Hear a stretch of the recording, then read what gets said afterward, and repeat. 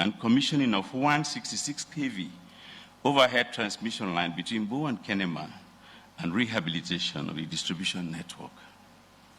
The supply and installation of 50,000 prepaid energy meters with service drops. The project is well advanced and is expected to be completed December this year.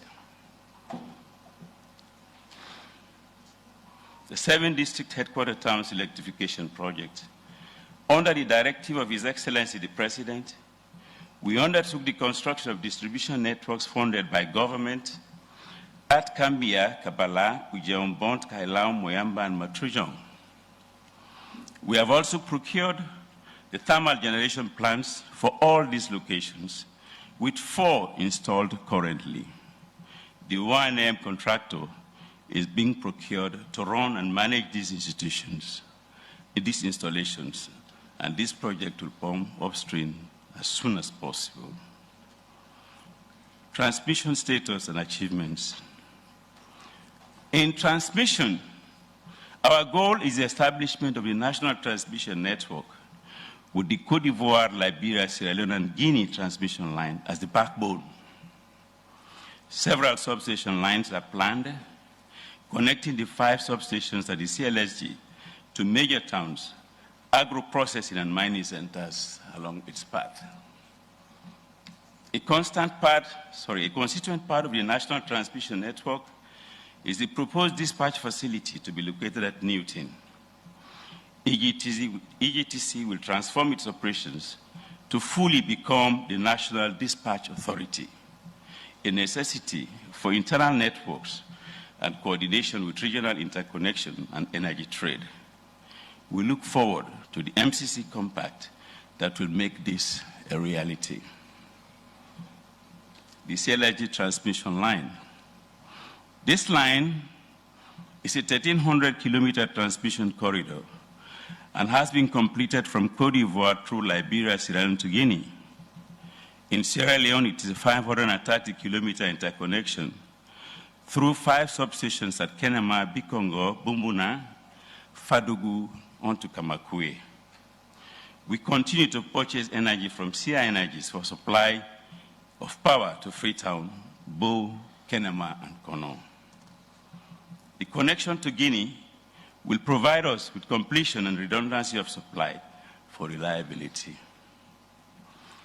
The CLSG provides specific interconnection lines, including a 33 kV transmission line from Bumpe to Koidu, a 33 kV transmission line from Bumpe to Oxia Mining. Similar requests for interconnection have been received from Marampa Mines Limited, Maya Mining, Wongo Investments, and King Ho, with a total anticipated demand of 125 megawatts. ISLIP, a World Bank and government endeavor, government of Sierra Leone. Through this project, a number of grid extensions are being instituted. For the Freetown network, construction of new transmission lines between Kintom, Congo Cross, and Aberdeen, Kintom to Falcon Bridge to Blackhole Road to Wellington, Wellington to Juwe to Waterloo, Benguima, and Gue to Regent. A line between Kabala and the Fadugu substation of the CLSG line, connecting the Tiloma Kenema substation through Daru, Shigwema, Baima, and Pendembo to Kailaum. Connecting the distribution network in Pujam to the CLSG line in Poturu, also supplying the communities and villages along its corridor. And 80% of this project will be completed by December this year. The India Exim funded transmission line, which is the construction of a 200-kilometer transmission line linking the CLSG station at T-Bend to Freetown via substations at Poloko and Newton. This is a critical component of phase 1 of the proposed national transmission network, which will bring bulk power to major load centers throughout the country. EPC tendering and evaluation is complete. We are expecting no objection from the bank for award of the contract no later than quarter two 2024. JICA Phase 2. The objective of this project is to expand and stabilize the power supply in the southern part of the Freetown Peninsula through constructing new substations and distribution network. Specifically, a 33 kV line from Godrich substation to Sussex and Tumbo substations that terminating at Waterloo. This will complement the previously completed Phase 1 project that installed an 11 kV line from Godrich to Sussex. Generation status and achievements. In power generation, while the ministry is advancing several projects in partnership with private developers, we continue to face soaring costs for energy, cost of fuel, maintenance and repairs required for EGTC assets around the country. To address this, we are progressing the following projects. Phase 1 of the Western Area Power Generation Project, 83.5 megawatts. Millennium Energy and TCK Power Limited have secured financing to the tune of $217 million from the United States International Development Finance Corporation. All partners are in Freetown to conclude the final documentation for financial closure. Construction works and implementation will commence in quarter 2, 2024, with a targeted completion date in 2026. The Bikongo 3 hydropower project, located in Bikongo Falls, upstream of Sewa River, Kenema District. A feasibility study has been conducted for the design, finance, construction, installation, operation, maintenance, and transfer of 160 megawatts hydropower electrical plant. Cabinet approval and parliamentary ratification have been secured, awaiting financial closure. Serengeti Energy Bauma, 5 megawatt solar park, privately financed, installation completed, power generation to the Bokenema network commenced in mid-November 2022. Phase 2 negotiation for an additional 20 megawatts is on the way. Goma Hydro, upgrade of the dam output capacity from 6 megawatts to 9 megawatts. Funding alternatives are being considered, possibly including from the MCC Compact. Mini-grid status.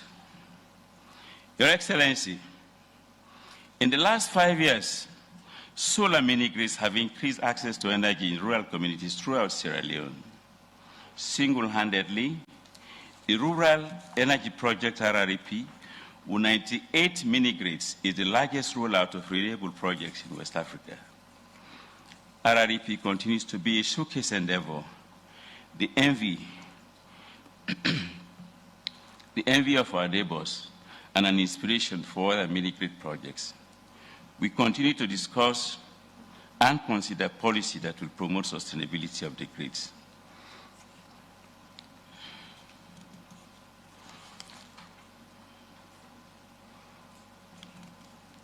Subsequently, we envision that the management and distribution and coordination of rural energy will be a central activity of the ministry with the following focus: to take up the management and implementation mantle of RREP and other rural energy initiatives.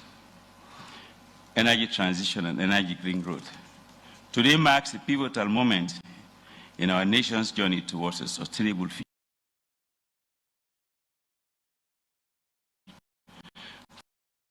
For their facilitation of this year's conference. Gratitude is also extended to all participating institutions whose contributions and discussions over the next 2 days are invaluable. A special thank you extended to the Minister of Financial Secretary and the Minister of Finance. To the staff and leadership of FEDSA, thank you for your work.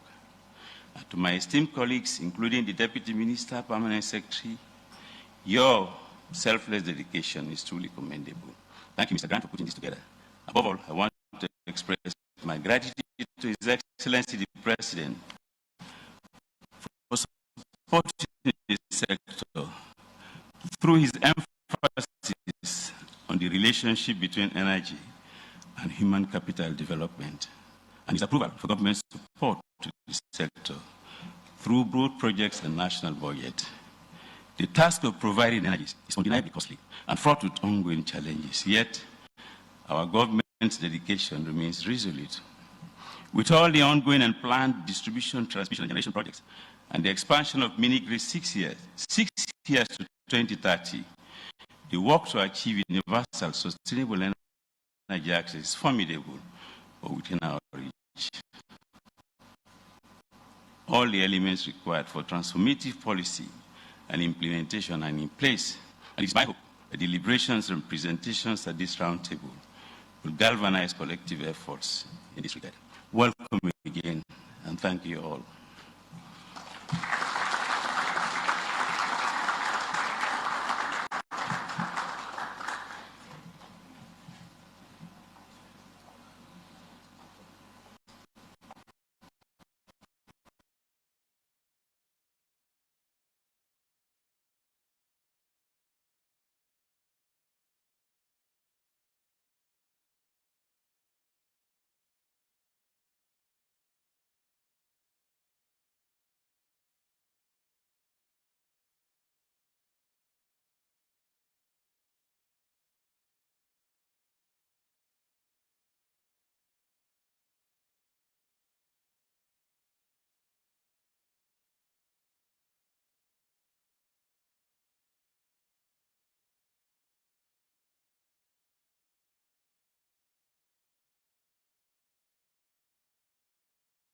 Expensive heavy fuel oil has meant the government had to budget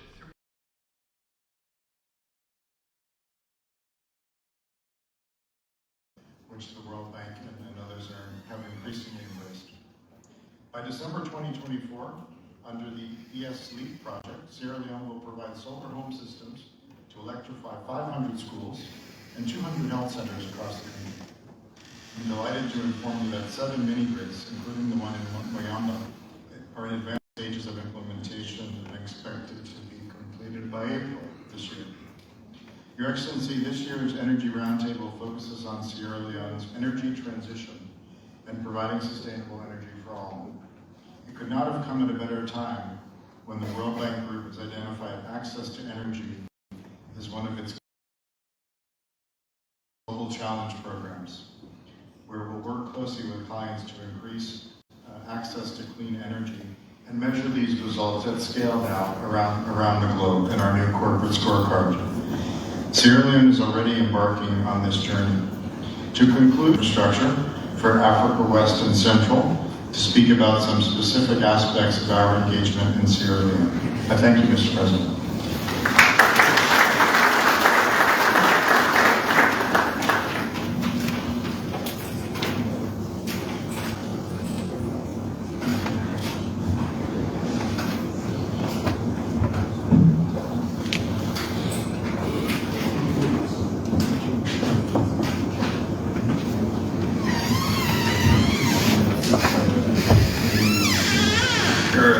Excellency, Honorable President of the Republic of Sierra Leone, Honorable Minister of Finance, Minister of Energy, Ministers of the Republic, colleagues in the development partner community, ladies and gentlemen.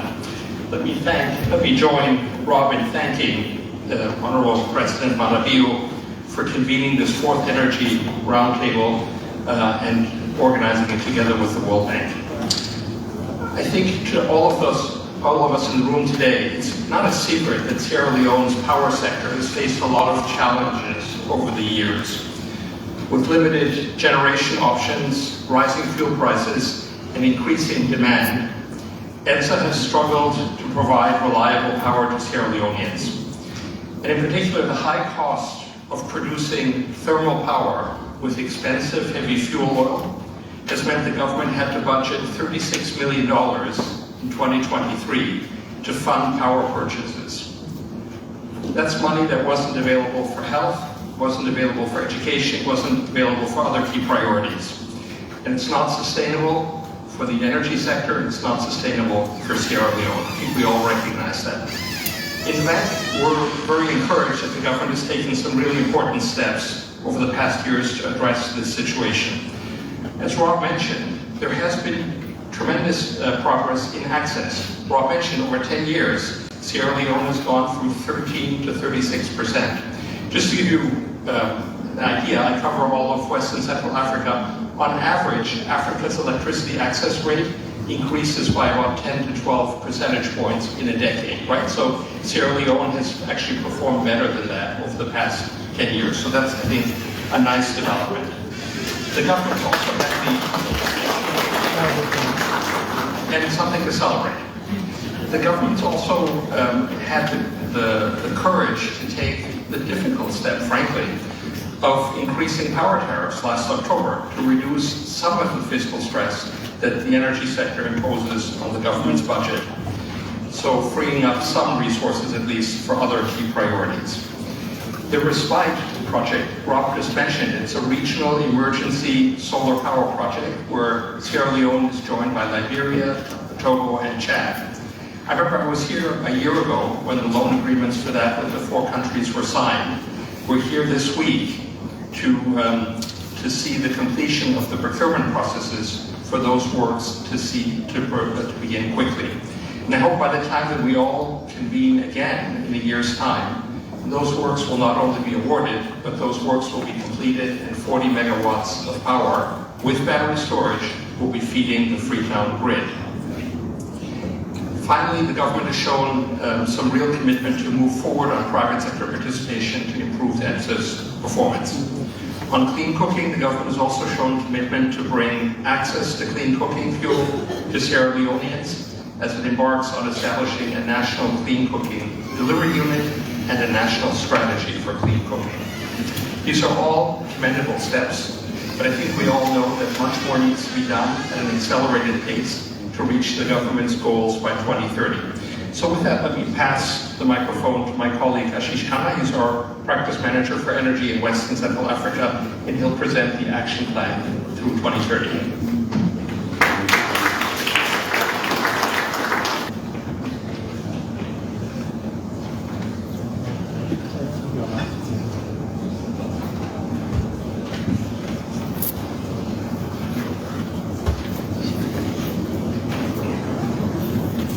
Good morning, everyone. His Excellency, the President, Retired Brigadier President Julius Maadabayo, Honorable Ministers, distinguished ladies and gentlemen, I'll be brief. Over the next 7 minutes, I'd like to present, based on our global learnings, an action plan that we believe is in the interest of the people of Sierra Leone, to be led by the government of Sierra Leone and supported by all the partners. I'm just going to wait for the slides to come and then I'll start as soon as possible.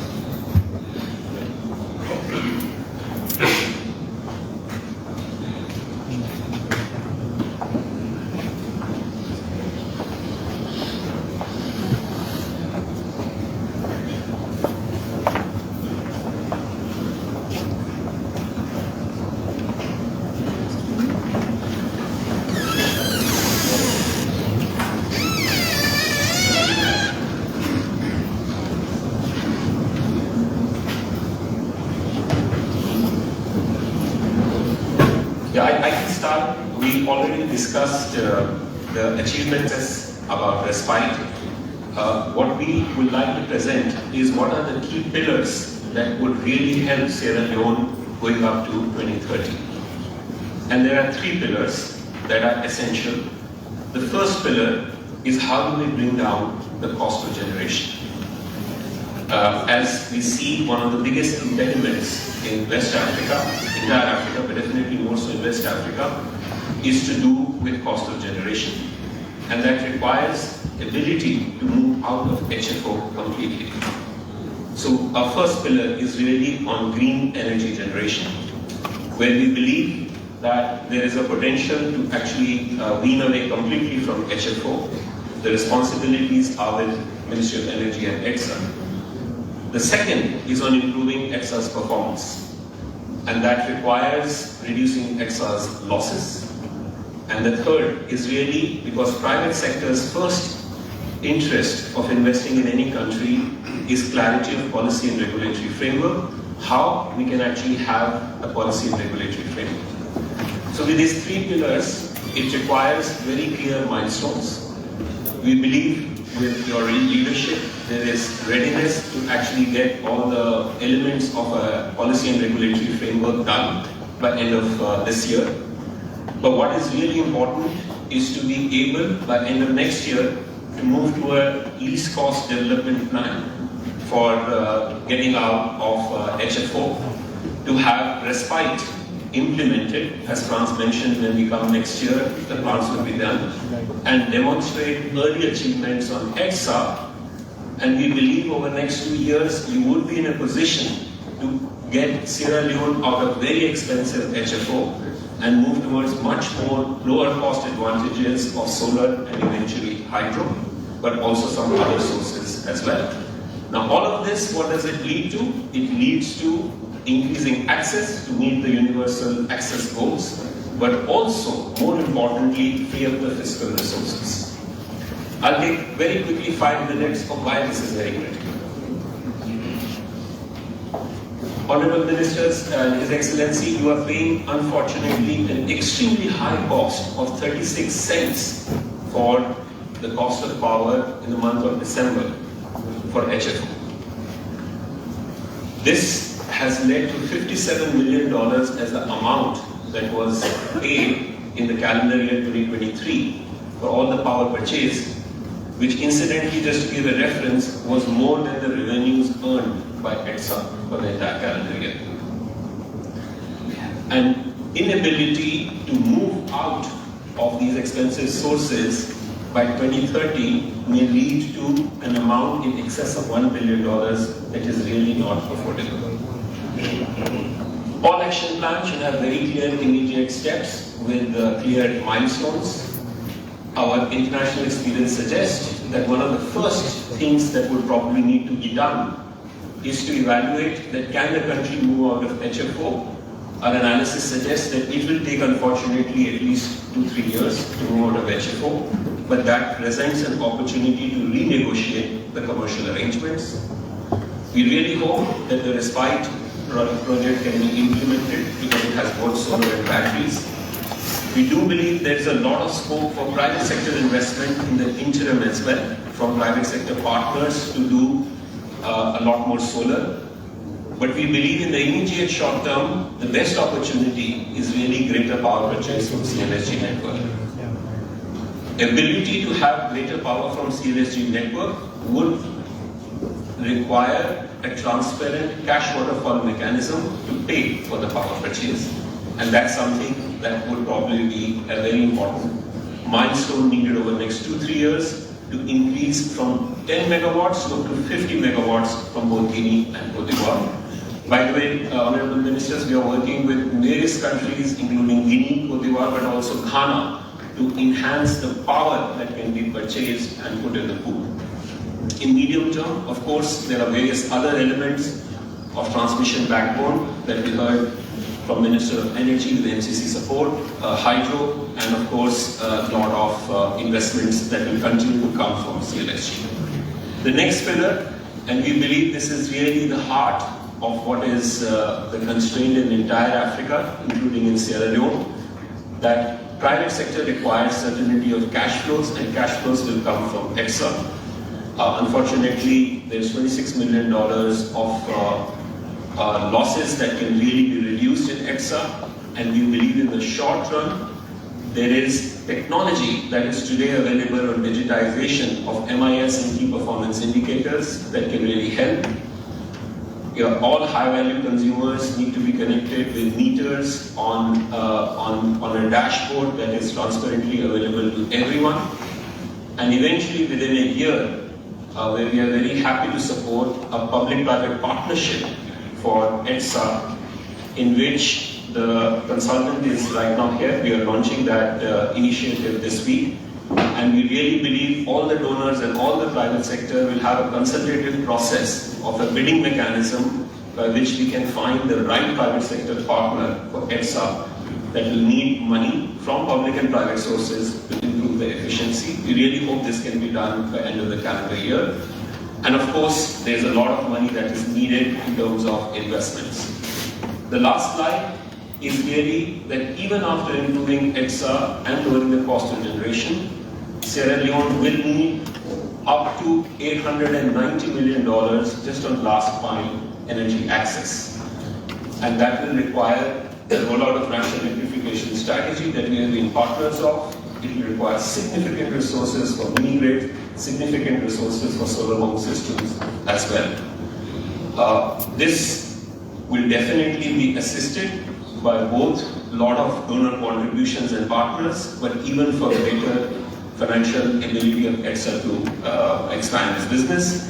I will end the presentation by mentioning that we are all here to partner, and this action plan will become the basis for our greater support, because we really believe with all the achievements that have happened, Sierra Leoneans deserve universal energy access. Energy should be the engine of growth for sustainable growth, and definitely on the budgetary side, there has to be a much reduction of the subsidies. So with that, we will be partnering on this. This will be released over the next 2 months as part of our economic update. And thank you so much for it.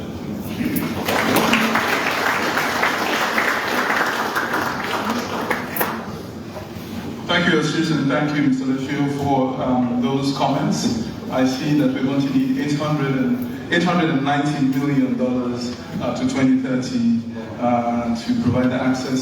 We spoke about its revenue protection, improving collections, enhancing governance. Those are things that we are all excited about, and we hope we can work with you together with the minister and the management of the ministry to achieve the 2030 goals. At this point, it is my honor and pleasure to call on the representative of the African Development Bank to make a statement, Felicitas Atenga, who is the Country Program Officer. Felicitas.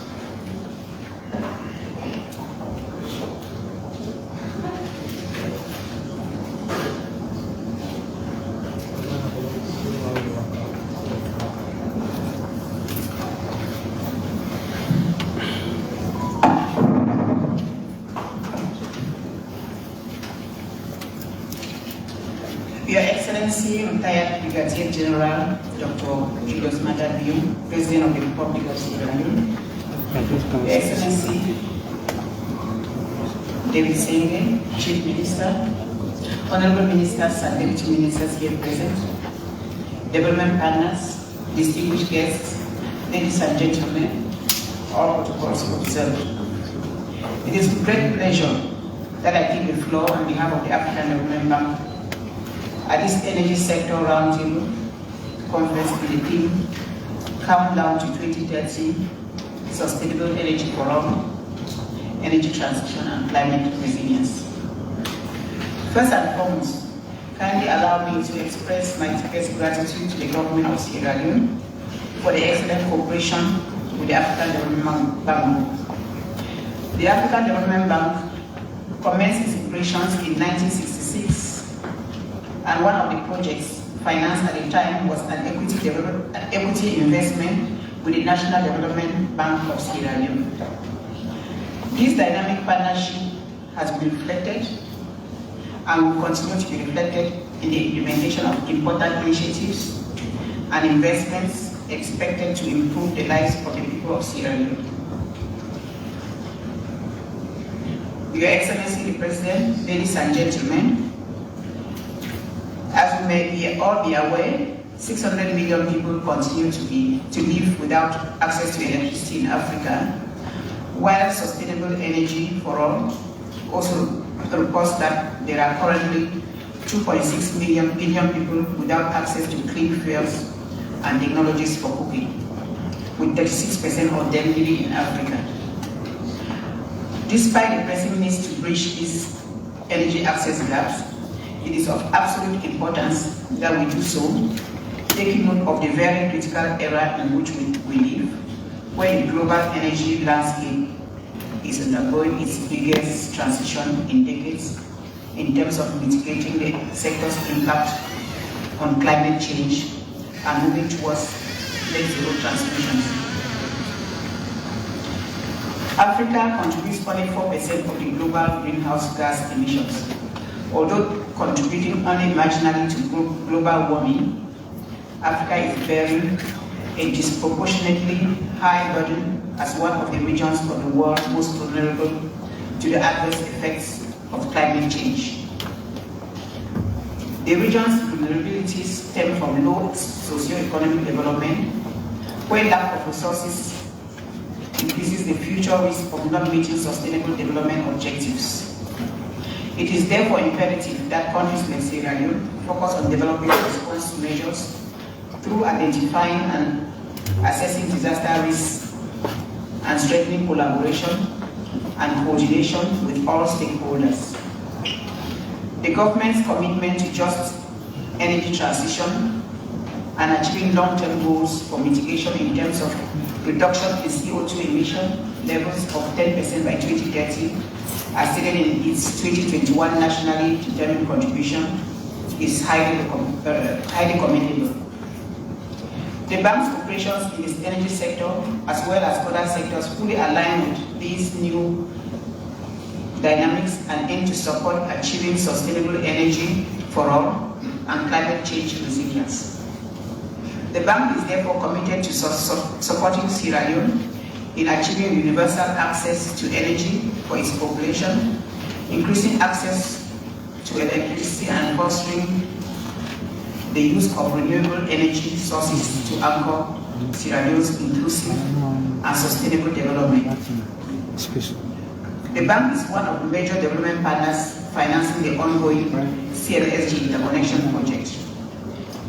The aim of the project is to provide reliable, sustainable, and affordable power in the region, allow grid expansion to isolated localities and remote areas, and encourage the connection of a larger number of households, schools, health centers, businesses, and industries to the national grid. This is expected to improve the socio-economic conditions for the population of Sierra Leone, especially those living in rural areas, through its positive influence on key components of poverty, which are health, education, income, and environment, while equally addressing the main drivers of fragility. The bank's total intervention for energy projects in Sierra Leone currently amounts to $67 million US. These projects aim at providing clean energy, mitigating climate change challenges, as well as fostering the sustainable use of renewable energy resources. Your Excellency the President, ladies and gentlemen, by leveraging its experience of universal access to energy projects in West Africa, the bank's interventions are always designed not only to make connection affordable for low-income households, including women-headed households, but equally to build capacity and support financial viability strategies for the utility companies, thus boosting economic growth in these countries. Let me seize this opportunity to briefly highlight some of the opportunities available within the bank, which Sierra Leone can exploit to achieve sustainable energy for its population. The Sustainable Energy Fund for Africa, SEFA, which is a multi-dollar trust fund managed by the bank. It provides catalytic finance to unlock private sector investments in renewable energy and energy efficiency. We also have a range of technical assistance support programs to assist in regulatory reforms to enable environment for more investments in the country's energy sector. In conclusion, Your Excellency, allow me to reiterate our appreciation of the excellent partnership between the bank and the government of Sierra Leone, and to reassure you of the continuous support of the bank group to the government programs outlined in the new medium-term national development plan to ensure sustainable and inclusive development for the benefit of Sierra Leoneans. Thank you.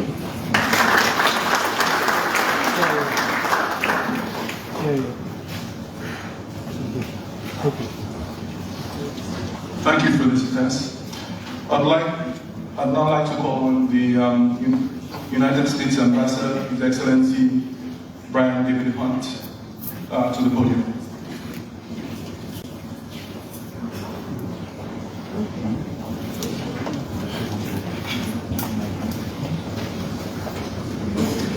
His Excellency, the President of Sierra Leone, the Honorable Chief Minister, the Honorable Minister of Energy, the Honorable Minister of Finance, the Honorable Chair of the Presidential Initiative on Renewable Energy, Climate and Forestry, Honorable Ministers and Deputy Ministers of Government, Honorable Members of Parliament, Ambassadors, High Commissioners, and members of the Diplomatic and Consular Corps, international and private sector partners, other distinguished guests, good morning. It's an honor for me to stand before you today at the launch of this Energy Sector Roundtable. The United States, through its various agencies and partnerships, recognizes the critical role that sustainable energy plays in Sierra Leone's ongoing development and prosperity. Energy is not just a commodity. It is the backbone of economic growth, healthcare improvement, educational advancement, and overall development of the country. In recent years, the United States government has invested significantly in Sierra Leone's energy sector. Our initiatives aim to enhance the country's energy infrastructure, facilitate Sierra Leone's energy transition, promote the use of renewable energy sources, create an environment conducive to private sector investment in this critical sector, and ensure that the benefits of energy access are broad and inclusive. In 2022, USAID Sierra Leone launched Health Grid, an initiative to provide sustainable electricity and other essential services to off-grid health facilities. Through Health Grid, 31 off-grid facilities will be electrified and provided access to the internet. Through the Development Finance Corporation, the United States government is providing over $200 million in debt financing to private sector partners to fund a 103.5 megawatt power plant, which will substantially increase access to energy for people all across Sierra Leone.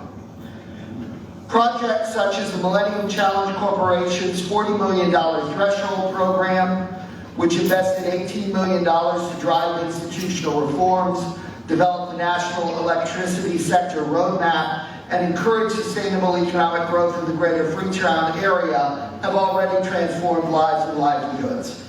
Building on the progress achieved during the Threshold program, the MCC has also invested over $5 million to develop an electricity-focused compact program with Sierra Leone. While the MCC slowed its timeline for board approval of the compact following last year's elections, we have been significantly encouraged by the initial steps taken to proceed with an inclusive process to address concerns stemming from that contest.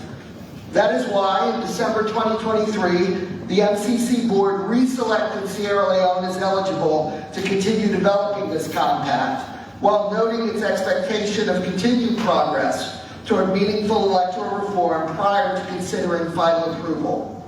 This week, my team will be hosting a delegation from the MCC as they visit Sierra Leone to learn firsthand how electoral reform efforts are advancing. I look forward to continued constructive engagement and progress on these issues, which could unlock the transformative potential of the proposed MCC compact to contribute to the broader efforts being discussed in this roundtable to strengthen Sierra Leone's energy sector. The United States' commitment to partnering with Sierra Leone in the energy sector, however, extends beyond our financial investments. We are dedicated to sharing best practices, facilitating technical exchanges, and fostering a collaborative environment where knowledge and resources can be pooled for maximum impact between countries and among partners. The Power Africa initiative is a prime example of this approach, bringing together technical and legal experts, the private sector, and governments to work on increasing electricity access throughout sub-Saharan Africa, including here in Sierra Leone. Such work is critical as government and internationally identify and address the roadblocks that are preventing international private sector investment in power generation in this country. Listening to and addressing private sector concerns is essential to making Sierra Leone's energy sector a competitive investment destination. And this begins with ensuring transparent management of the sector, establishment of market rates for purchase of power from private producers, and open tenders for potential investment opportunities. EDSA will need to transform itself into a fiscally solvent entity capable of purchasing power at rates that incentivize private sector development of generation capacity. Today's roundtable represents a unique opportunity for all of us to renew our commitment to energy development in Sierra Leone. It's a chance to bridge gaps, identify challenges, and work collectively towards innovative solutions that will pave the way for a sustainable and prosperous energy future. I thank you very much for your time this morning and hope that we are able to continue to push forward on this journey together with optimism and determination to make a lasting impact on Sierra Leone's energy sector and the Sierra Leonean people. Mr. President, thank you very much.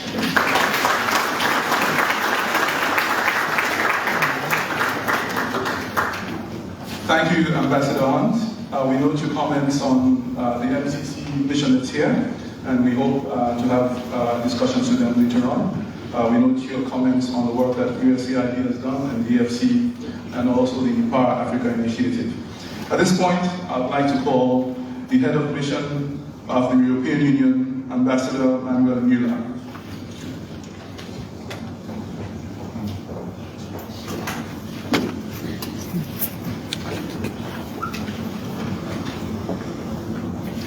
Your Excellency, President of the Republic of Sierra Leone, Dr. Julius Maada Bio,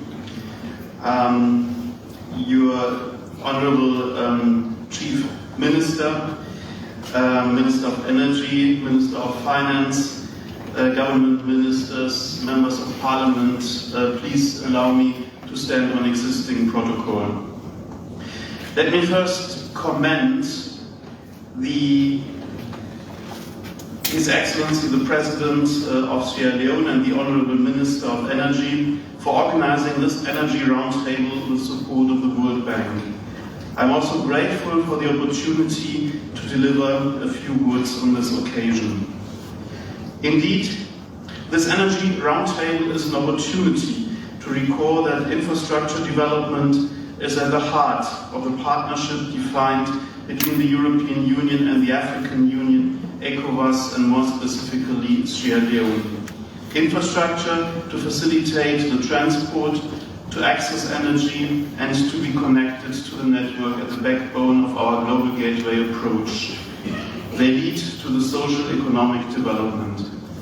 Thus, regarding the energy sector, the European Union has supported Sierra Leone to be connected to the West African Power Pool via Côte d'Ivoire, Liberia, Sierra Leone, and Guinea line, and to extend the grid from this line to electrify 32 villages. The EU is still supporting the West African Power Pool by co-financing multi-country connections and the development of the market regulations. We are very happy that the CLSG line and its extensions have improved the access to electricity in Sierra Leone, and we are very hopeful that the West Africa Power Pool will contribute to the development of the West African economies. In the Global Gateway approach, we consider also that the private sector has a role to play by providing its expertise and diversifying the sources of financing. With the theme Countdown to 2030, Sustainable Energy for All, I have no doubt that financing needs and private sector will occupy a large place in the discussions in this energy roundtable. The electricity sector is a commercial one. It requests a high level of financing. As a result, it is particularly adapted for the private companies' involvement, notably in the financial and legal frameworks that allow them to operate a sustainable economic model. The European Union and its member states have been supporting with success such private companies to develop their activities, especially in the solar generation and the off-grid areas, to accelerate access to electricity in Sierra Leone. And in the framework of our ongoing cooperation, we especially want to support green mini-grid sector. Indeed, we agreed with the Ministry of Energy that in villages located far from the grid, the green mini-grids can foster the access to electricity, improve the social services, and develop the local economy with productive use of energy. And we congratulate the Ministry for its approach. However, in a context of global uncertainties affecting all economies around the world, and notably in Sierra Leone, the mini-grid sector has suffered severely from high inflation and sharp currency depreciation. For some time, the financial and legal frameworks regulating the sector do not allow the private developers to operate sustainably and to develop their activities. We therefore hope that the regulations will quickly restore the conditions for sustainable operation of the green mini-grid. I thank you again for your attention, and I wish you a fruitful energy roundtable. I am sure that the EU will continue to stand alongside Sierra Leone to develop on a daily basis a partnership that is a source of development, democracy, peace and stability. And I would like to congratulate His Excellency for having chosen energy as one of the important pillars of his government's policy to develop the country. Thank you very much.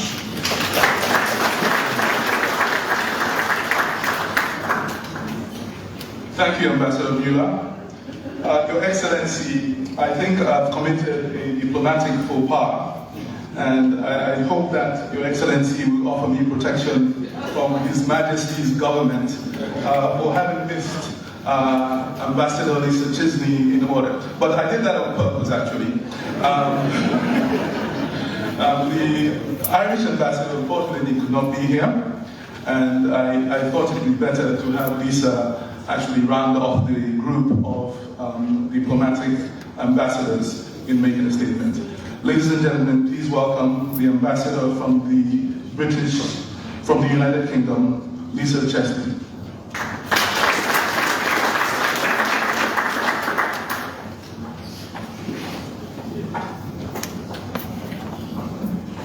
Your Excellency, President Leo, Honourable Chief Minister, Honourable Ministers of Energy, Finance, the Chairman of PCREF, Honourable Ministers, Deputies, Dignitaries, please permit me to stand on existing protocol. Now, as well as growth, greater productivity in energy today means empowerment. And I saw that firsthand last month at the Orodjuri Hospital, one of the 5 referral hospitals that the UK helped go solar last year. And the pride on the face of medical staff as they told me they could focus on their patients and doing their jobs because they weren't thinking about running the generators, just really showed me how energy underpins every single aspect of this country's development, and you heard it here today. So that's why I really welcome out and I commend the broadening of the agenda for this year's Energy Roundtable beyond electrification to think about sustainable energy for all, and including affordable clean cooking technologies, as we've heard earlier. Now we have seen the promising cook stove pilots across the whole of the country, and I'm sitting here imagining the benefits that could unfold to the women of Sierra Leone if each of us, all the partners here present, decided now to help widen access to these life-changing appliances. Sometimes when I'm the 7th or 8th speaker, don't worry, I will forgive you for this one, my heart sings. I think, what am I going to say? What am I going to say that's new?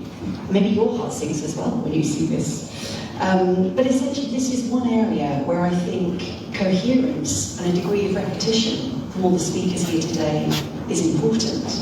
You know, it's helpful if we all see these problem sets in a slightly similar way, because then I think the commitment to resolving these most difficult issues is stronger. Now, you've heard from many speakers here today. It's a moment of high stakes for the energy sector, politically and economically.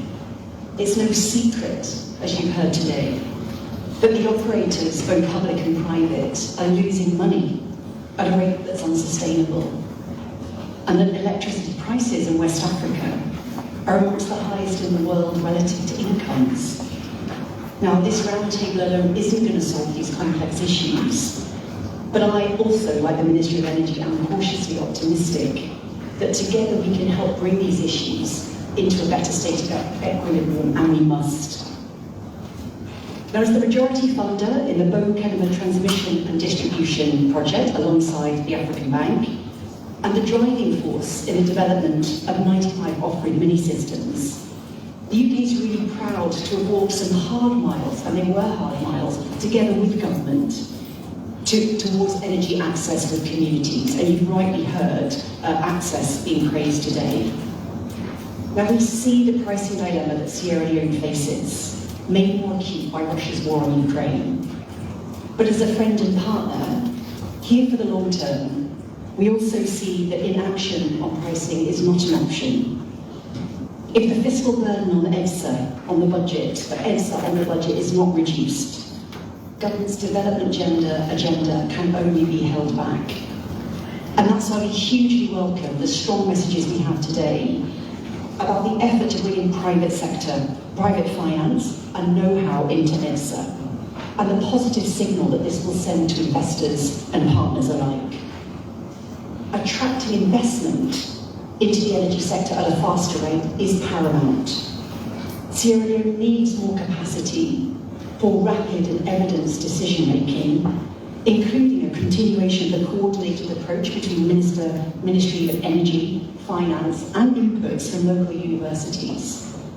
The UK has become supporting this endeavour, together with government in coordination with the World Bank, and we certainly welcome other development partners getting engaged. Now, across the world, not just in Leone, utilities struggle to recover costs because of inefficiencies and leakages, and Leone's not alone on this. But we also know that enhanced governance practices deliver really strong results. So we encourage government to leave no stone unturned in applying non-tariff measures that can make energy affordable in the medium term. Strengthening EDSA, as you've heard from many, offers the potential for transformational improvement, as the Minister of Energy set out here. And in the off-grid space, let me be bold. We firmly believe that scale economies can reduce break-even tariffs over time to a point where they are commercially and politically sustainable. So we're asking government, the regulator and operators to seal that pricing decision as quickly as possible. Now, we know it's tough. I learned a phrase in Creole recently. We need for sekia bed fat food. And I try not to, still learning.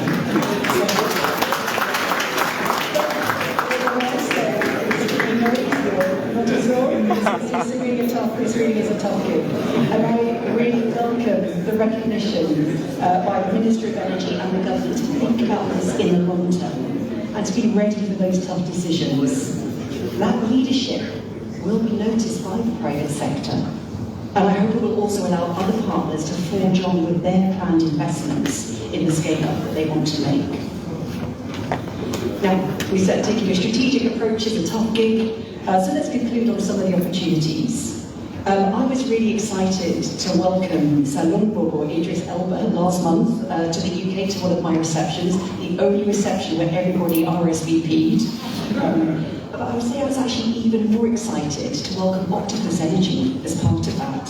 The onshore wind has been routed by Octopus Energy as part of their offer to government and to the people of Sherborough Island, working with the Sherborough Alliance partners. Government's progressive removal of the fuel subsidy has been a hugely important first step in the country's clean energy transition, and we commend it. Evidence tells us that abundant rainfall gives Sierra Leone a unique advantage in hydropower for renewable energy generation, especially systems that can store water to release when needed. And we do development a disservice if we do not hold a more open discussion on the opportunities to expand hydropower, and I'm really glad to see that's on the table. So to close, this is a time for vision, for collaboration, and for boldness. I welcome the presence of His Excellency, President Bio, to such a distinguished cast list of ministers, because it shows how important this agenda really is. And I also welcome the increasing examples of collaboration across ministries, with PCREF, Finance here today as well. I think that's incredibly motivating. And Sierra Leone should expect that focus on coordination and collaboration from development partners too. Helping government bring forward a single clean energy roadmap that we all get behind, not on our terms, but as partners in Sierra Leone's long-term development. Thank you for the opportunity to speak today, and I wish everybody who's involved productive delivery.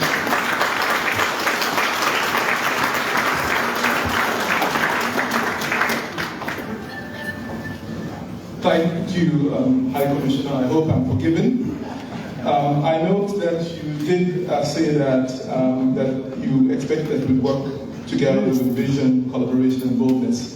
I must say, it takes vision, collaboration, and boldness for Setia and Bedford. This time, I'd like, it is my honor to call to the podium the CEO of the Clean Cooking Alliance, Madame Bifna Van der Lans, who is here, and it tells us how important clean cooking is in Sierra Leone, not just electricity. Thank you.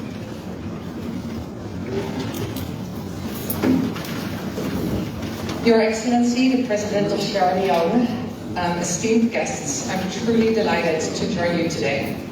First, allow me to extend my gratitude to the government of Sierra Leone for utilizing their platform to elevate clean cooking as an essential part of the country's energy transition and a stepping stone on their journey to climate resilience. Sierra Leone rightfully recognizes that addressing the clean cooking gap is not just a single priority. It is a nexus priority intertwining climate, energy, gender, nature, and health. This is not just an isolated women's issue. This is the issue holding together our ambitions for sustainable development, net zero just transitions, and gender equality. More than 10 years ago, after the founding of the Clean Cooking Alliance, the organization I'm privileged to lead, we see a growing momentum acknowledging clean cooking as the foremost energy and climate issue in Africa. Today, African heads of states and their governments are setting ambitious targets and rallying support. For example, Sierra Leone has shown deep leadership in this issue, prioritizing clean cooking access and announcing, alongside Kenya, the establishment of the first clean cooking delivery unit last year. Sierra Leone's delivery unit will sit within the Presidential Initiative on Climate Change, Renewable Energy and Food Security, under the guidance of Dr. Leone, who has been an unwavering champion of the clean cooking issues for decades. By having a clean cooking delivery unit, the Ministry of Energy and the Ministry of Environment can be brought together to build rigorous clean cooking carbon frameworks. Progress against national targets can be tracked and recorded. Policies can be refined to encourage more private sector investments. Financing across the financing stack can be secured, and clean cooking can be embedded into national health, climate, gender, and development agendas in a whole-of-government approach. CCA is honored to be working with Sierra Leone and Dr. Leone to establish and support this clean cooking delivery unit. The delivery unit here at Sierra Leone will have a very essential mandate: to build an investment case for private enterprises market entry and identify specific needs for blended finance instruments, to model clean cooking transition scenarios as part of Sierra Leone's integrated energy planning, to implement projects that bridge clean cooking as an integral nature-based solutions, and to support institutional cooking transitions for schools, orphanages and hospitals, just to name a few. But of course, all of this requires financing. This isn't a challenge that can be solved with incremental funding. It requires a substantial shift in financial commitments. Both private investment and public spending in the hundreds of millions are imperative. We need increased private finance from impact funds, private equity, and commercial banks. We need increased investment into clean cooking carbon projects, and we need increased funding from public funders, including bilaterals and philanthropies. Public funding plays an important role as an enabler for greater amounts of commercial funding and carbon finance. Your Excellency, the Clean Cooking Alliance remains resolute in supporting the government of Sierra Leone, seeking to foster sustainable and vibrant markets that deliver services customers want and can afford, and that can attract diverse capital to the sector, all backed by rigorous scientific evidence and nationally owned strategies. I'm incredibly excited to participate in the next 2 days of dialogue and to collectively chart an ambitious but achievable pathway for Sierra Leone's energy transition, including access to clean cooking. Thank you.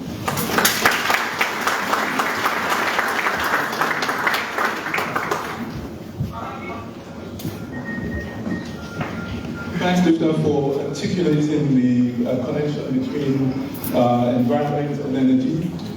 We at the Ministry of Energy deal a lot more with electricity than with clean cooking. So it's good that you could articulate it and bring to the fore the importance of it. And that is really a good segue to introduce our next speaker, who has been a champion of clean cooking for quite a long time. He is the founding director of SE4, you correct me, sir, if that was an incorrect statement. I now call to the podium the Chairman, Presidential Initiative on Climate, Renewable Energy and Food Security, Dr. Candida Dukel.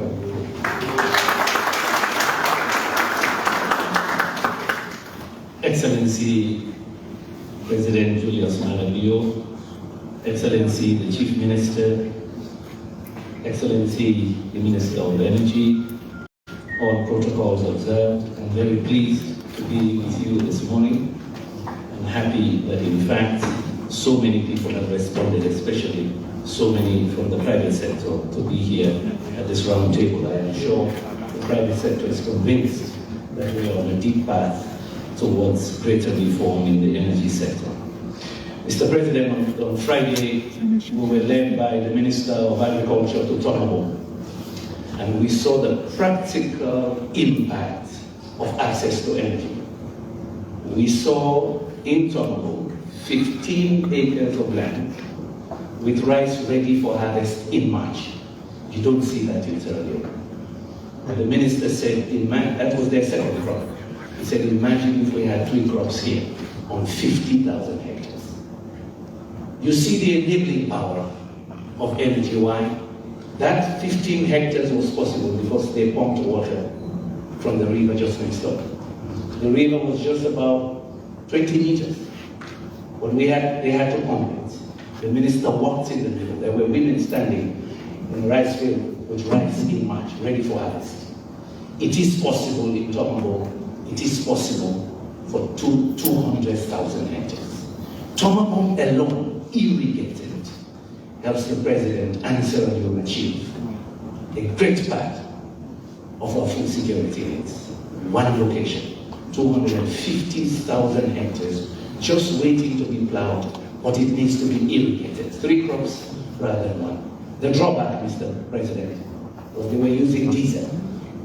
And we know the economics will make that rice too expensive. But just imagine if that was powered by solar. So as I look at all the helpers we have, the development partners, I just said to the president has told me a lot about Tomobo, but it was good going there now to see practically an NGO growing 2 crops of rice. And they would have used 3. There was another private sector group. And of course the minister said, imagine if we just do 50,000 hectares in the next 2 years. So Hashish, I like the roadmap. We want to invite you to Tomobo. Because it's all about nexus. Energy is an enabler. The British ambassador just mentioned about health. But think about the flagship. If we can grow 3 crops on 300,000 hectares, yes, we save money, we feed people, we create jobs. That's the essence of the roundtable. It's not energy by itself. It's the enabling power of energy. That's why some of us dedicated 30 years of our life and professional life to dealing with the energy issue. And we're very pleased with the partnerships, but it is clear that this country is on a pathway and we can achieve that. So I needed to bring that human element, the nexus element. But Mr. President, also, when Tomobo was very hot, we've been told by the Met this is an exceptionally hot year, probably one of the hottest on record. But then we got to go and it started to drizzle. In March, in Bo. Again, accentuating the importance of the changing climate. That will affect production systems if it rains before we need it. The farmers need to plow, let us spray. It doesn't really rain, then it will mess up all our planning. So that nexus of climate, energy, food security, jobs, and growth is very clear to all of us. Another issue, I saw an article in The Guardian recently. It was published on the 15th of March, and I needed to bring it to this forum because, Hashish, in your presentation you said we need 890 million. And I was sitting there wondering how much of that can come from climate finance. We don't have it. It will take time, the private sector will come in. But how much of that will come to climate finance? So it reminded me of an article I read in The Guardian. And the title is, "We don't know where the money is going, the carbon cowboys are making millions of credit schemes."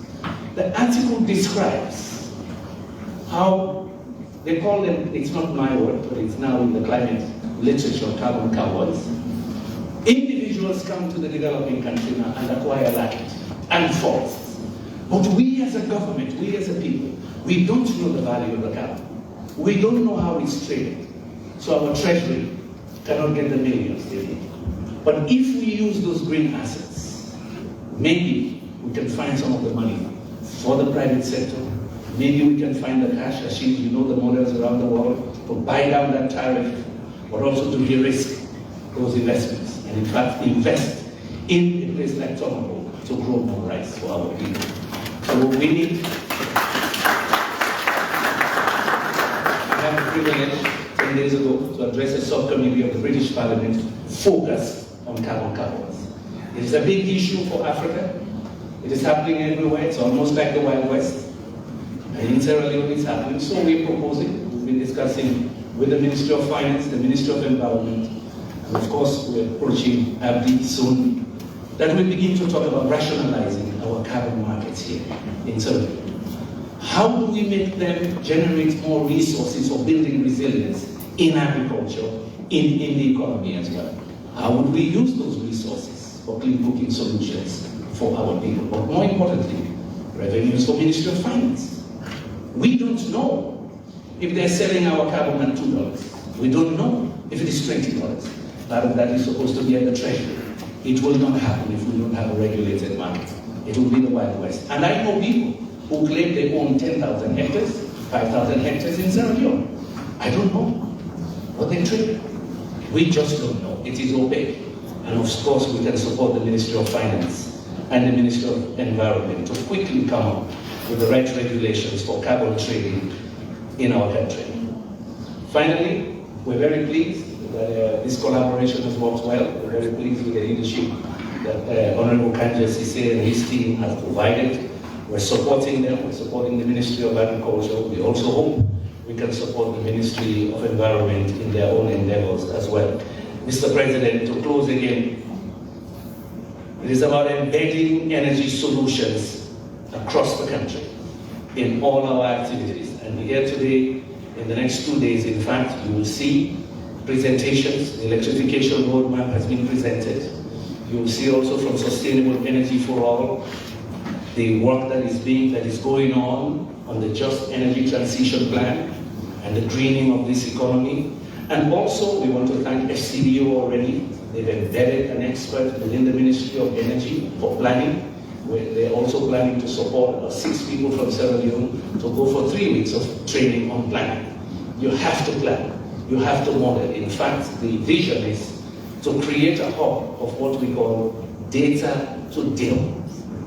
We do a lot of analysis, but those analyses are not leading yet to enough projects. We have to make deals, energy deals, we call it in the climate space.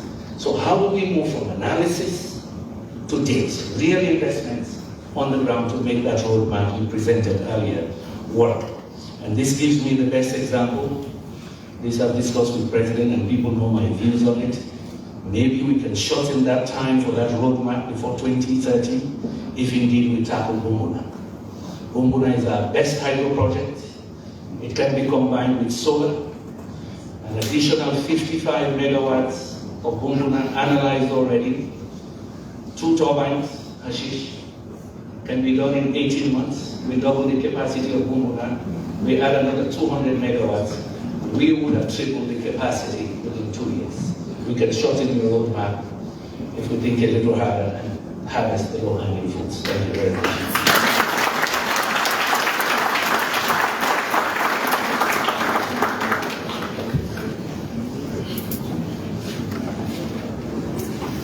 Thank you, Honorable Kandi Nkela.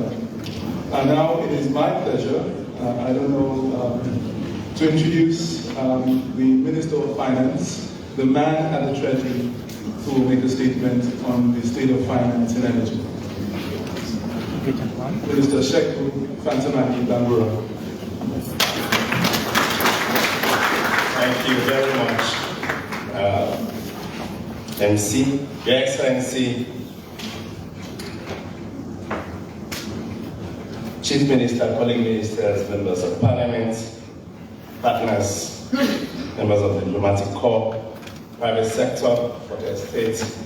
Ladies and gentlemen, I'm very pleased to join in this round table, and I believe Minister Kanja and team, and all of us in the bank and across government, we actually thoughtfully crafted the agenda today. And the idea was, I think it's coming out very clearly now, trying to explore all the priority issues and evaluate how we collaborate with solutions that can actually address our most immediate but also medium-term challenges for enhancing the delivery of the energy sector. I think it's coming out very clearly. And from where I sit as Minister of Finance, just because the day has ended doesn't mean news has stopped. Bringing has to be gotten right. But when you do it with spending money. But the money has to be spent in the way that it's self-generated, because it's the most needed service to be able to transform the country. In the Ministry of Finance, let me shed light on subsidies. I've had the Minister catalog in a very clear way all the efforts that has been made in the last 10 years, and phenomenally in the last 5 years, to leap the sector upwards, whether it's from distribution, transmission, generation, but also effective management of the utility support. And glaringly, we have challenges, and we did not keep quiet on them, and he was frank about them. I think that's very good for this session, sir. Subsidies have been a pain, because EDSA itself has not been able to generate the kind of revenue from the utility sector. And I'm happy our partners have come out very clearly.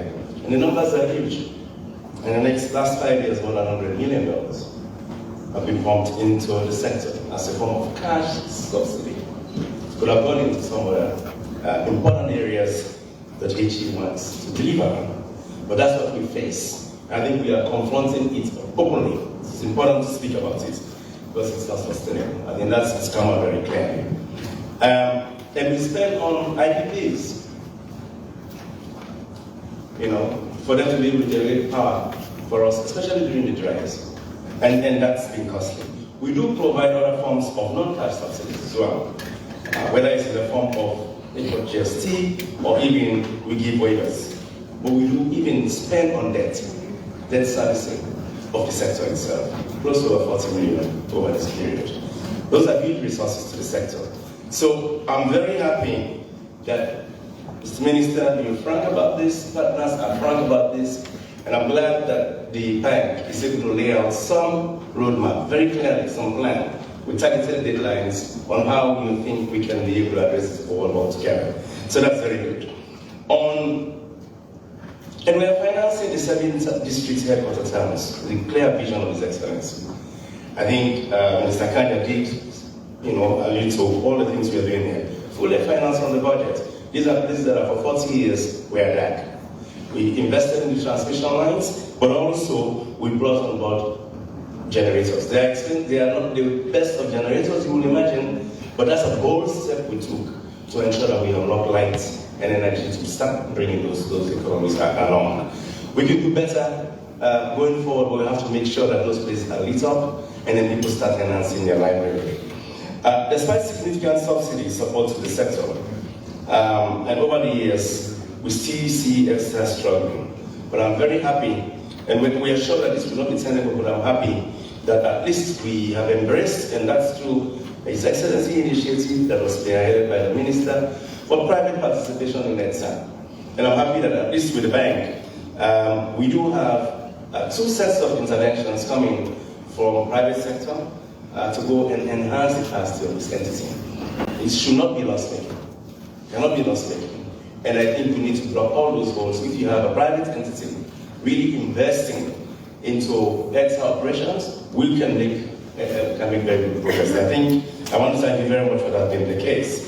But for operational efficiency, management capacity, even for billing, and the entire commercial viability, I think with that effort that we have done, we should be able to do much more there. And I may just want to say on power trade, which I think is very important, regional power trade, we've been doing a lot, and I'm happy the minister alluded to most of the kind of effort that is happening in that space. And I think Transco and CLSG have been proving to be very valuable in Sierra Leone. And I believe when I got to see the numbers, they are selling cheaper energy than what we are having at home as our base power, which is on the IDP.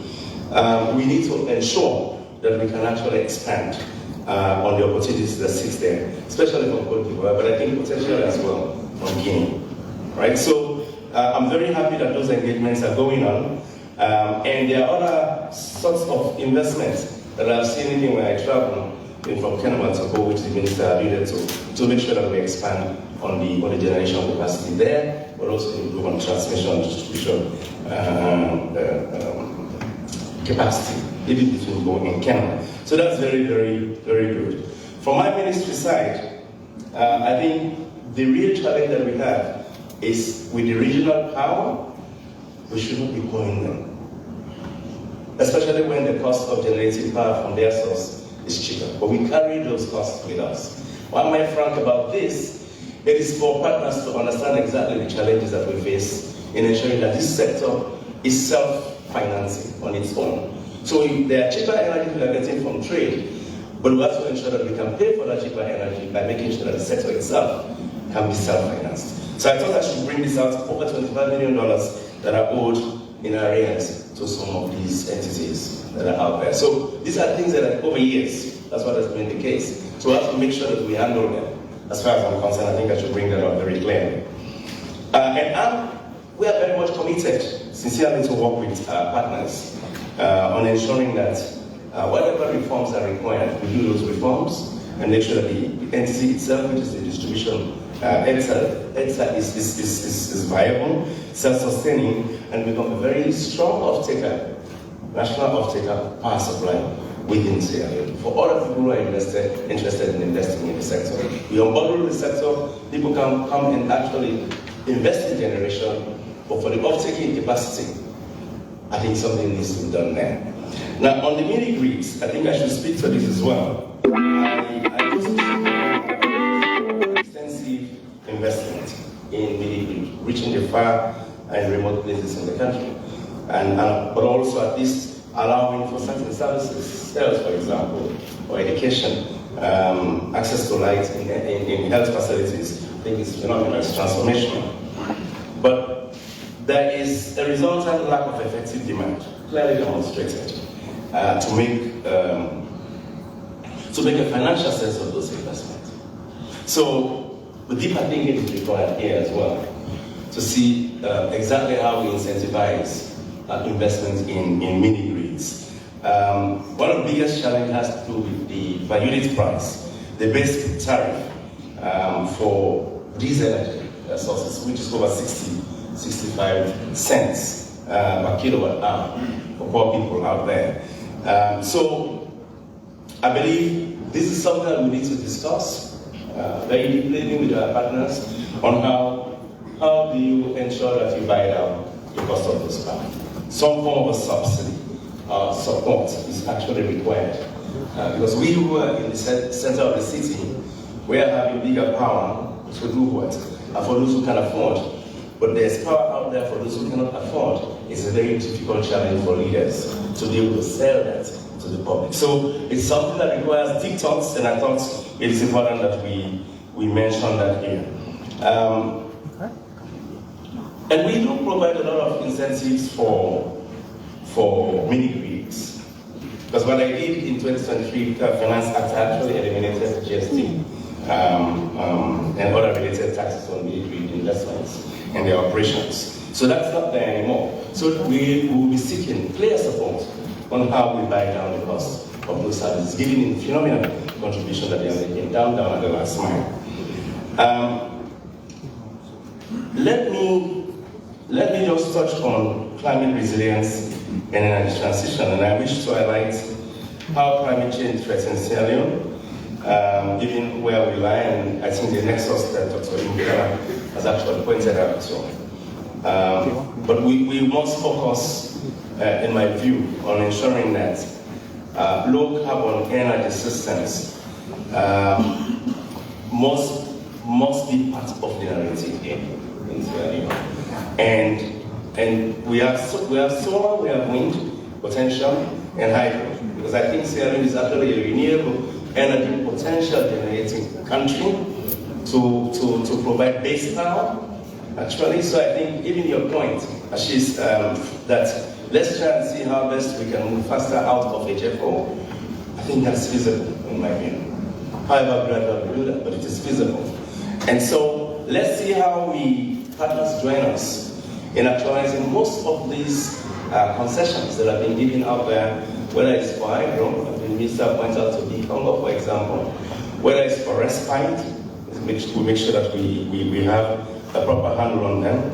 But I want to also urge our partners to assist us in accessing the complex climate resources that are out there, because I think they are very huge opportunities for us to be able to invest in unlocking the energy potentials that are in Sierra Leone. Let me give my appeal. The Minister of Energy and I are partners in these challenges, in addressing these challenges. And I want to emphasize that it is critical our partners also join us.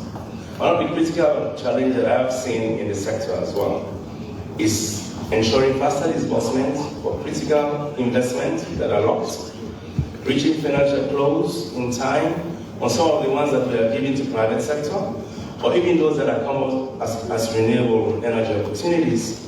They take a longer time to be able to free us of the stress that we face on the fiscals. If we deliver on the timelines on the projects that are locked in already, then we should be able to predict exactly when are we going to be going off very expensive power supply.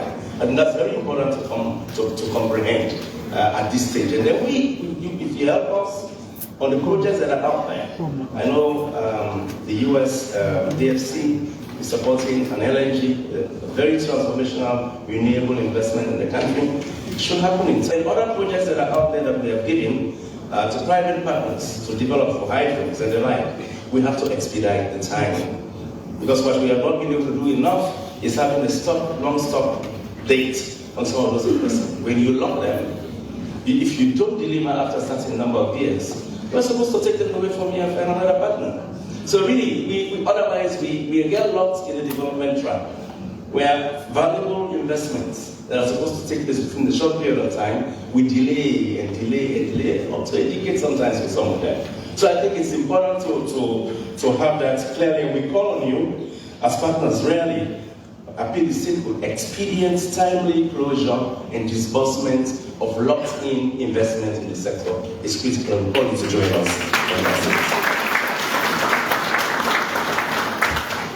I close, Your Excellency, ladies and gentlemen, that we in the government will pledge transparency, prudent management of resources that will be put in the hands of the sector, so that at least we'll be able to ensure that we deliver timely development. I think it's important to give you that assurance. Thank you very much. Mr. Minister, thank you for that impassioned speech. It seemed as if I was sitting at a one-on-one discussion between you and the donors, given the number of topics you covered very frankly, arrears, challenges with EDSA, mini-grid tariffs, and then the delay of releasing of funds held by private developers. Thank you for that. And now I would like to call the Honorable Minister of Energy, Alhaji Kandis Hussain, who will provide the introduction to His Excellency, the President. Thank you.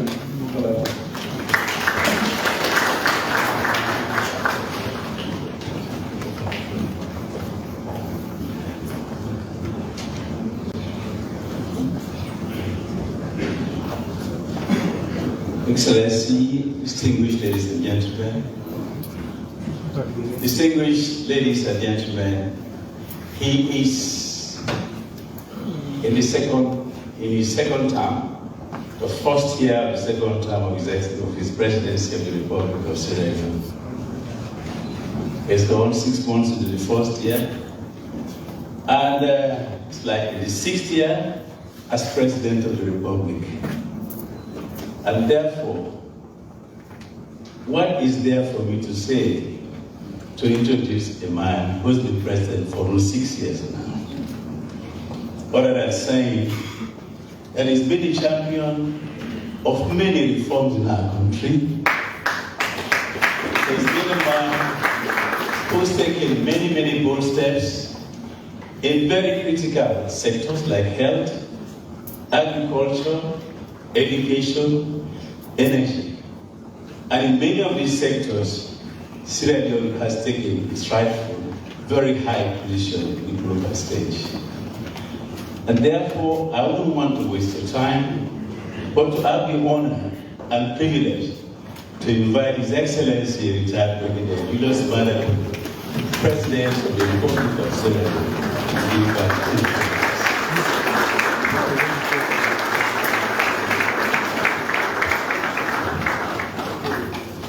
Thank you very much. Let's sit down, please. Don't sleep. Don't sleep, please. I was doing the same, that's why I'm on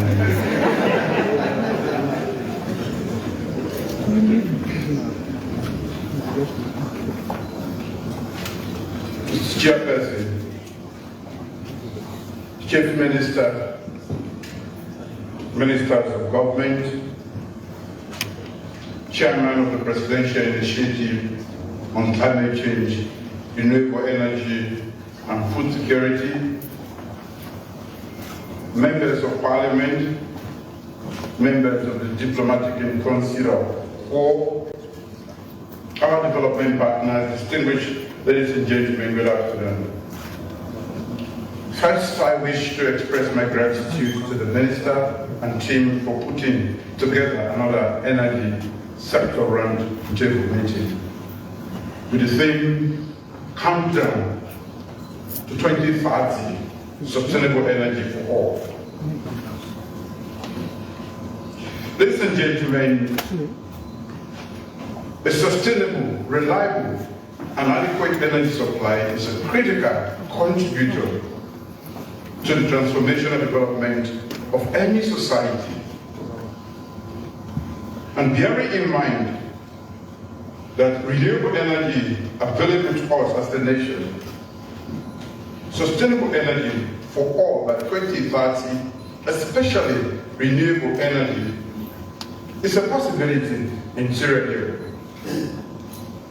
However, transitioning these resources into usable energy for domestic and commercial purposes is a daunting task and also a costly one, as you've heard already. This is why this energy roundtable is important and timely, as it creates a platform for us all to discuss this particular issue. My presence here, and perhaps for all of you also, is an indication of the priority that we place on the issue of energy, with particular emphasis on availability and access by Sierra Leoneans, irrespective of geographical regions. I therefore would like to join the Minister and team in welcoming all of you to this event as partners and critical stakeholders, or even beneficiaries. The theme, Countdown to 2030, Sustainable Energy for All, resonates well with the structure, spirit, and intent of our government's medium-term National Development Plan that was recently launched at the Bintumani Conference Center. The medium-term National Development Plan is anchored within the time frame of 2024-2030 and energy availability is one of the key drivers to deliver on the pillars of the plan. Ladies and gentlemen, I know, as you do, that this is a daunting task. But I'm convinced that with determination and sincere commitment, backed by honest partnership and devotion from energy sector stakeholders, it could be achieved. Let us be positive and be resolute and determined to explore every opportunity that science and technology can offer us to ensure that Sierra Leone benefits from the 21st century energy solutions in securing universal energy access and energy transition. Our government remains committed to working with all partners and actors, both national and international, to co-create an ecosystem that would facilitate the provision and access to energy for all. Ladies and gentlemen, the previous roundtable in October 2022 did provide a framework to guide collaborative partnership in providing Sierra Leone's energy sector forward. In 2024, my expectation is that we should be scaling up from just the identification of gaps and challenges to discussing and preferring comprehensive and lasting solutions to our energy situation. The second term of this administration is a little above 4 years to its expiration, and 6 years down to 2030, countdown limit. The current reality paints a picture of impossibility. We can only currently boast of 35% access to electricity. The need to accelerate our effort is highly demanding, but we can achieve our goal if we remain committed and vigilant.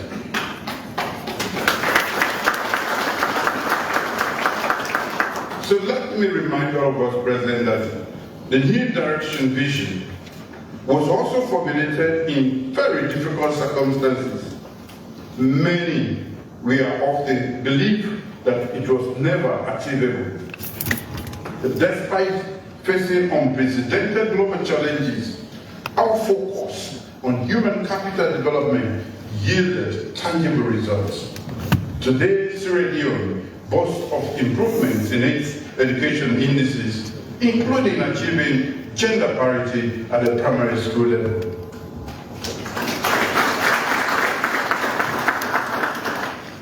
The philosophy of the new direction was transformed into an agenda used as a catalyst to enable governments to take advantage of new opportunities while addressing emerging issues.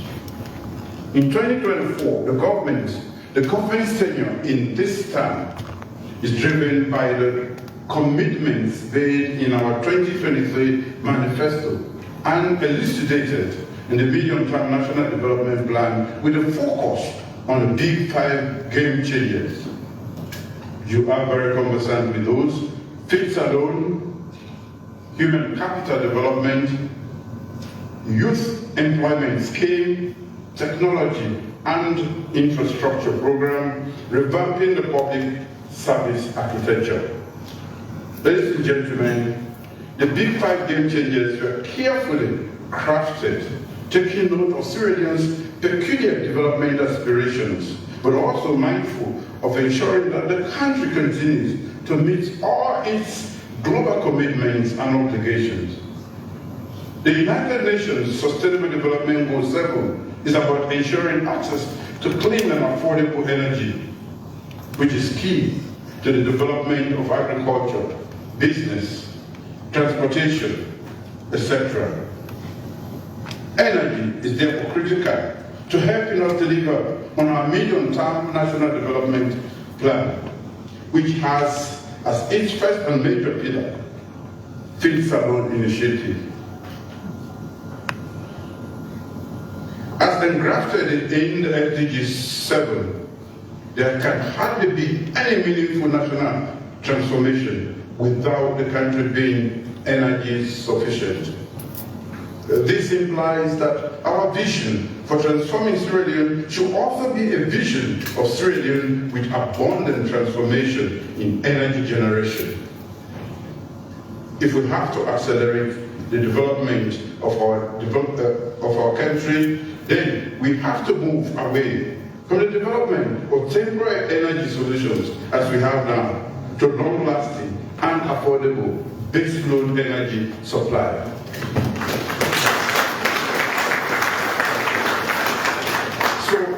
I think I want to encourage all players, including our development partners, that we have resources and potential that need to be developed within the country and can be done so almost immediately. So let's pay attention to these potentials and also avoid the hemorrhaging of our economy. We are working hard, but we spend all of that on energy in ways that are not beneficial to our country. Our baseload supply should be able to catalyze productive use of at all levels.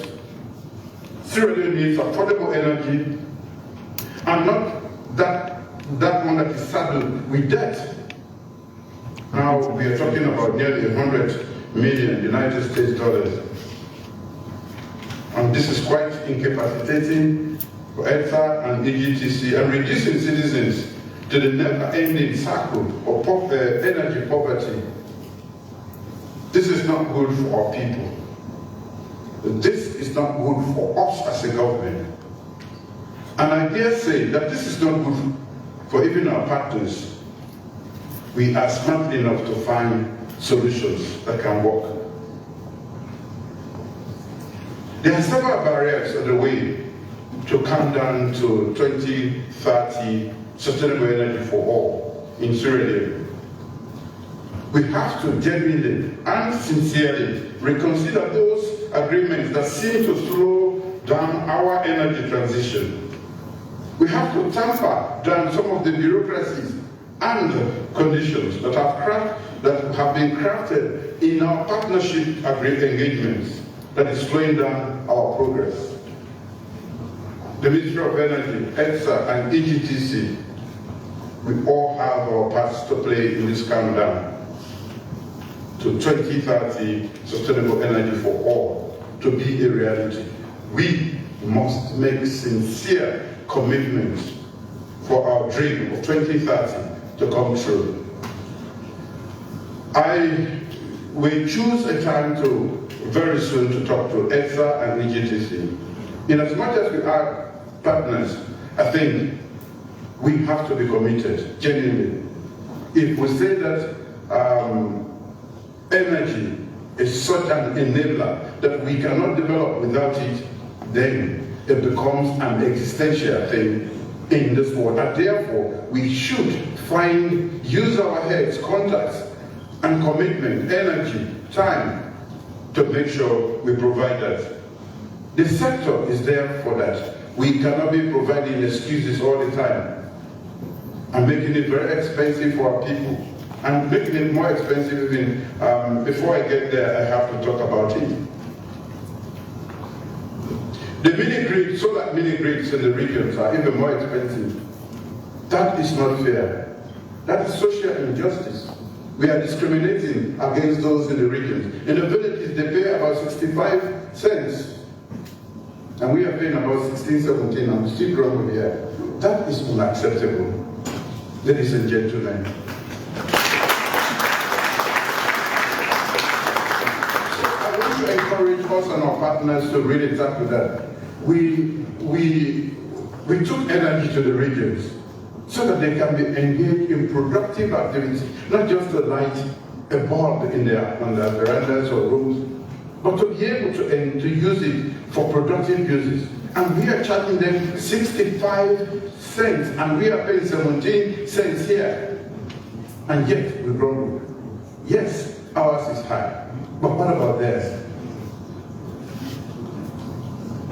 Do we want them to be part of this? Is this inclusivity in development? No.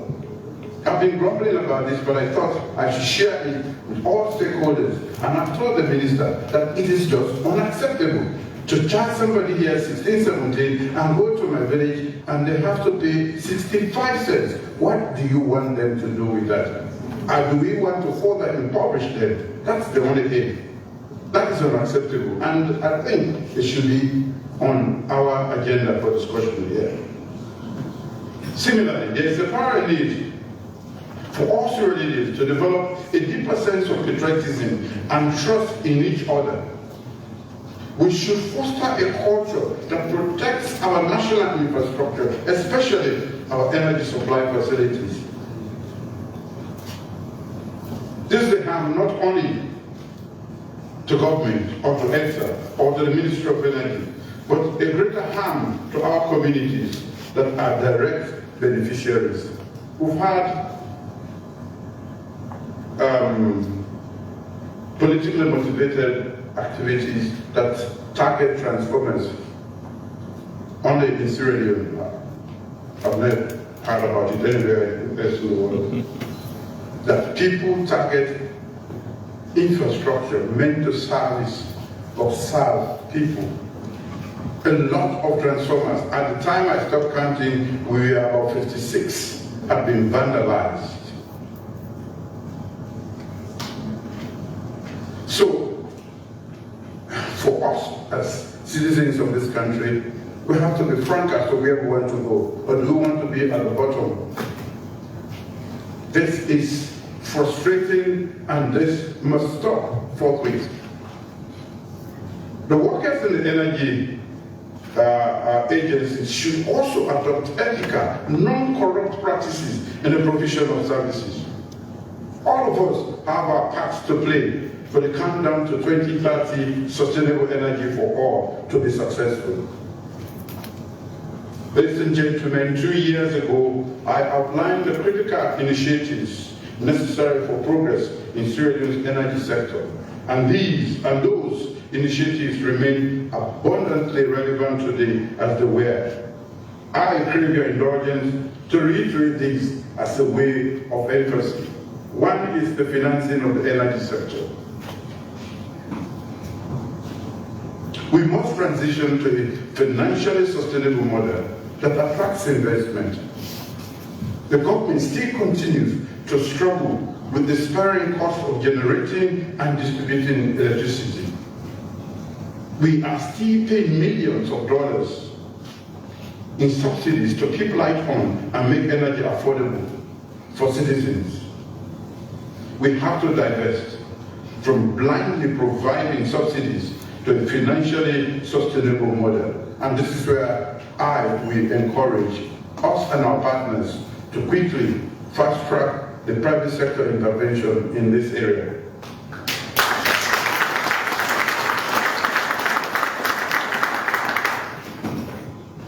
I broached this idea about 2 years ago, and as I speak, we are still trying to look for an advisor to tell us how we can give this sector to the private sector, how we can give this area to the private sector.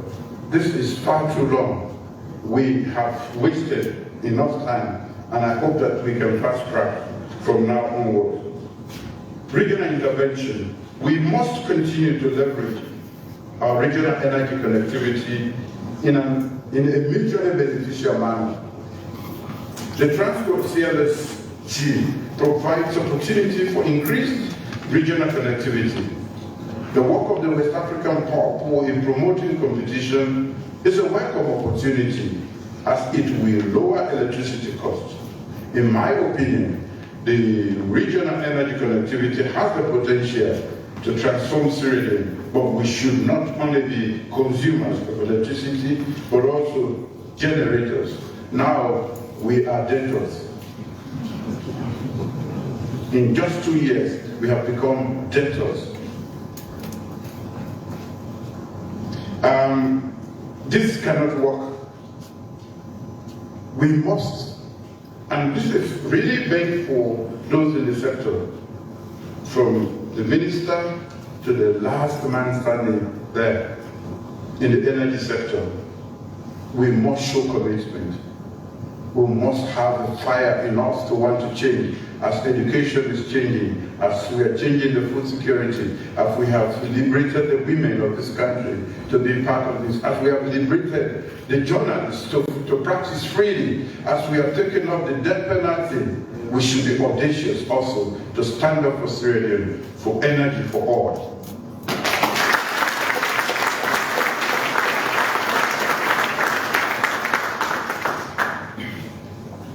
The World Bank has, this is the Regional Emergency Solar Power Intervention Respite Project. The World Bank has evaluated the pressures, aspiring oil prices, and other costs for our economy, and proposed the Regional Emergency Solar Power Intervention Respite Project, which has been referred to here. This regional intervention is much needed in the short term, as it also supports the energy transition. Sierra Leone continues to embrace cleaner energy sources while ensuring reliability.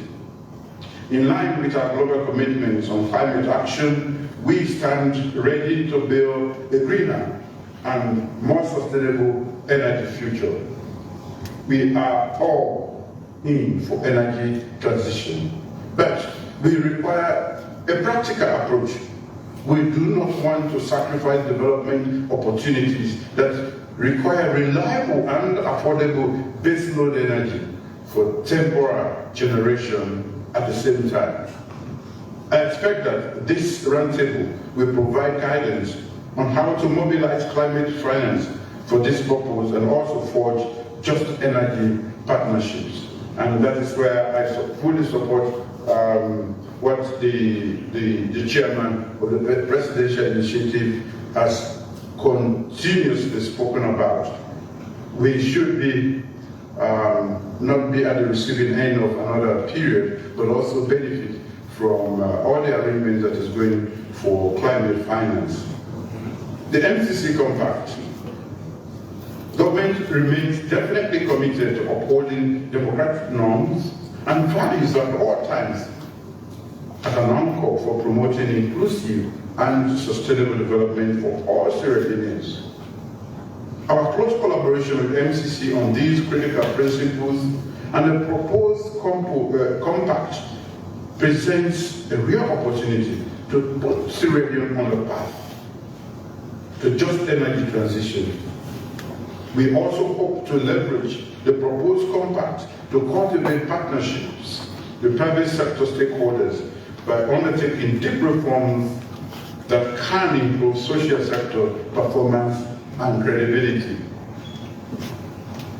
Rural electrification and mini-grids.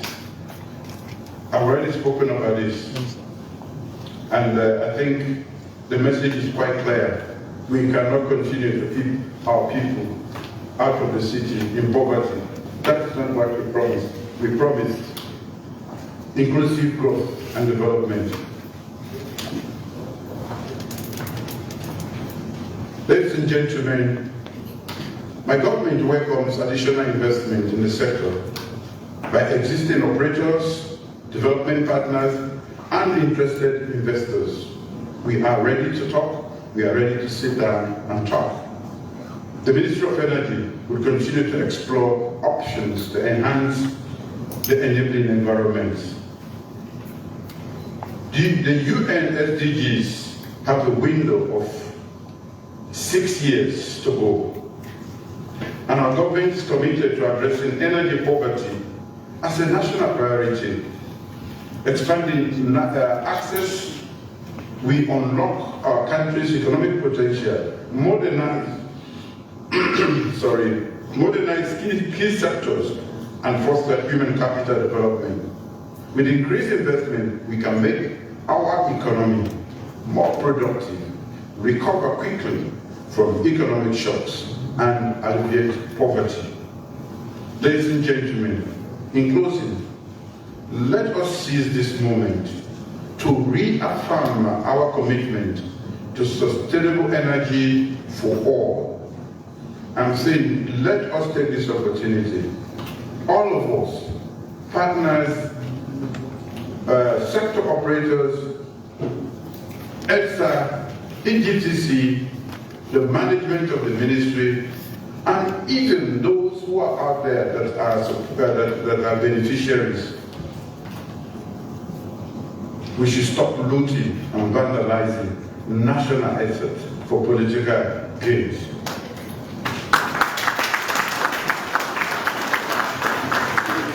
Together, we can propel Sierra Leone towards a brighter and more prosperous future.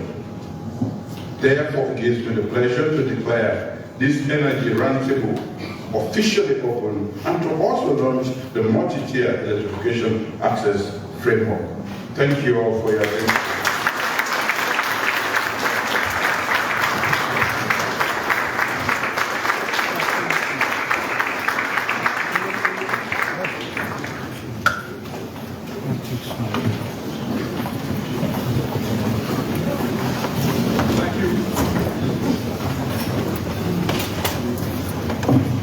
Thank you, Your Excellency, for that moving speech.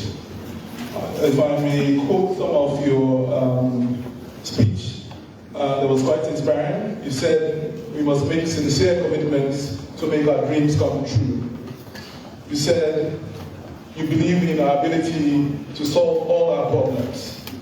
You spoke about the social injustice of tariffs. You spoke about the need for patriotism, productive use, and inclusivity in development.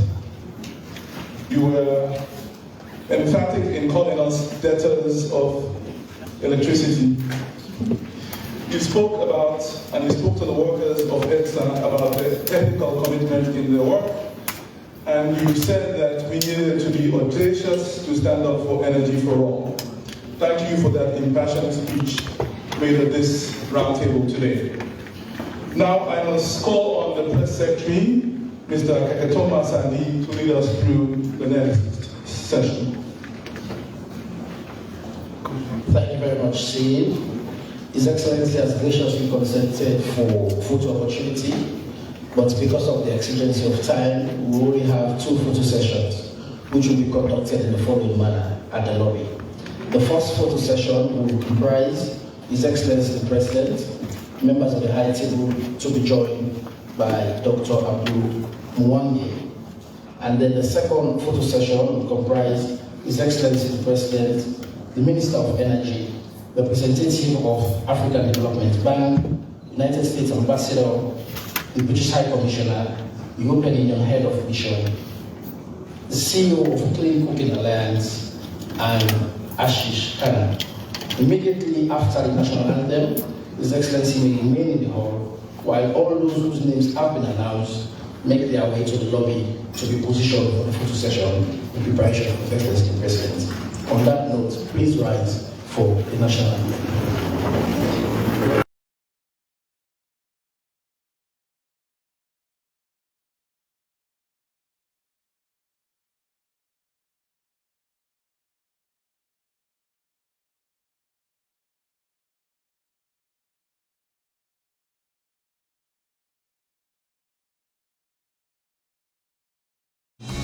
AYV is your home of credible, factual and balanced news coverage. We pride ourselves as the nation's most trusted news source. Because of this,